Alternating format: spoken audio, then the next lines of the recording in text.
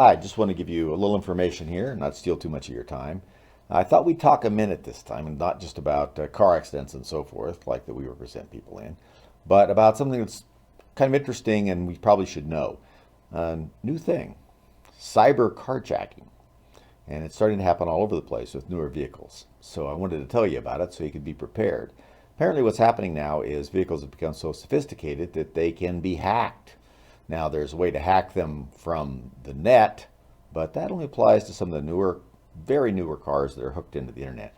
What's happening, though, is that people are tracking nice cars, high-end cars especially, and they're putting these air tags and some others that are essentially trackers, but those are used a lot, Apple products, so you can find things. Then they use the app to find your car. In other words, they see your car out there at the mall or something, and you've got a nice new car, something they like. They'll plant this thing somewhere on it. They're small, and then they'll track your car back to its home.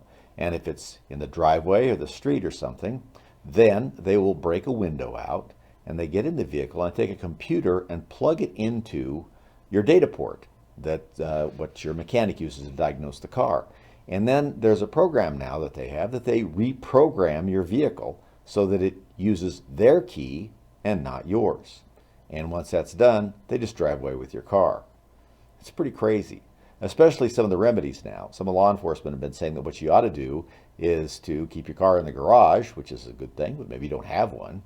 The other thing is to take a look around your car, see something on it. But that's hard because these things can be stuck up under the bumper or up under the gas tank in the back. But they're also recommending that maybe people should start going back to the 90s inventions where we had these mechanical things. Remember, like the club that locked across the steering wheel so that even if they got the car started, it can't go anywhere. But it's a strange thing, but it's starting to happen, especially in the cities, and it's happening more and more other places. There is a little device, and we'll stick a link to it down here that you can get that sticks in your data port that locks into it so that people can't get into your data port unless you let them. And it sounds like it's getting to be an increasingly good idea.